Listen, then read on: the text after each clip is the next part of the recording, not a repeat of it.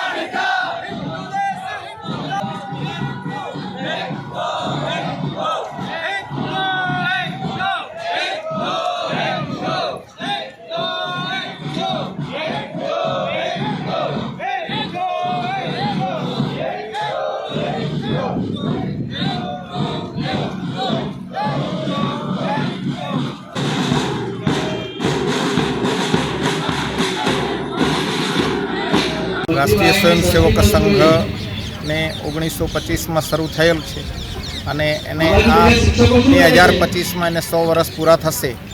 આ લક્ષ્યાંકને ધ્યાનમાં રાખીને આણંદ જિલ્લામાં દરેક ગામમાં શાખા લાગે અથવા સાપ્તાહિક મિલન થાય એ માટેનું જે અમારું લક્ષ્યાંક છે એને પૂરું કરવા માટે આજે જે સ્વરાજ સંગમ નામનો કાર્યક્રમ છે એમાંથી લગભગ 375માંથી 200 જેટલા ગામોમાંથી 2000 જેટલા સ્વયંસેવકો ઉપસ્થિત છે.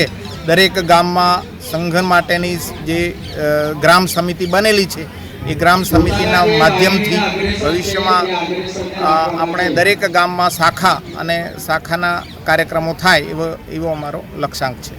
નામ નાનુભાઈ જેઠાભાઈ જાદવ, આણંદ જિલ્લા સંઘ ચાલક તરીકેનું કામ સંભાળું છું. સાથે સાથે નડિયાદ વિભાગ બૌદ્ધિક પ્રમુખ તરીકેનું પણ કામ સંઘમાં જોઉં છું.